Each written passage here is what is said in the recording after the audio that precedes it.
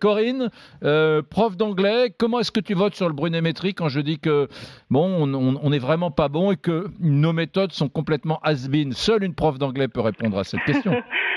En tout cas, Eric, merci de poser la question et j'espère que je ne vais pas froisser mes collègues enseignants, mais je suis entièrement d'accord avec toi. Je pense que les méthodes sont dépassées et je pense qu'on a tout à refaire dans les cours et que ça ne prend pas la bonne voie malheureusement avec la réforme.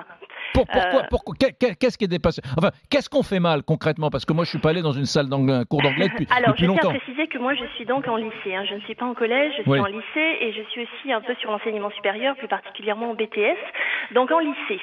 Ce qui est dramatique en premier, c'est que les classes sont ultra chargées. Donc moi, j'ai des classes de 35 élèves. Alors parfois, mais c'est à la marge, il peut y avoir une petite heure de dédoublement, mais c'est à quémander chaque année et c'est pas du tout évident de l'obtenir. Donc 35 élèves dans des mauvaises classes, bien évidemment, c'est ultra compliqué d'aider ceux qui sont en difficulté. Dans des bonnes classes, on pourrait croire que tout va bien, mais en fait, malheureusement, les élèves sont frustrés puisqu'ils ne peuvent que très peu s'exprimer pendant l'heure de cours.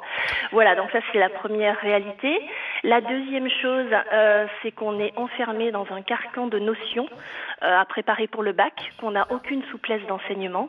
Donc dans ces notions, on est sous la coupelle de 4 grandes notions, alors qui sont vastes au niveau des thématiques, lieu et forme de pouvoir, mythe et héros, etc. Mais finalement... Mais attends, c'est quoi les 4 notions dont tu parles? Je ne sais pas de quoi il s'agit.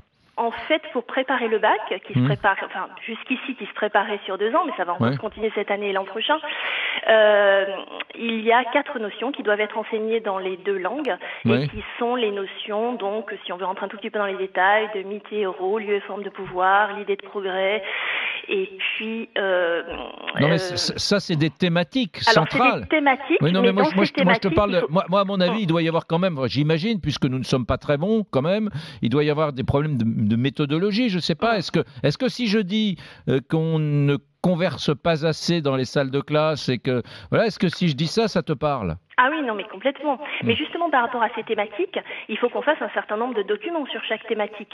Donc il faut qu'il y ait quand même des textes, il faut qu'il y ait des vidéos. On a très peu d'espace. Il ne faut pas oublier quand même qu'on n'a que 2 heures par semaine. Je pense qu'on est un des seuls pays de l'Union européenne où il n'y a que 2 heures par semaine pour l'enseignement de l'anglais. Alors il y a un petit peu plus en section littéraire.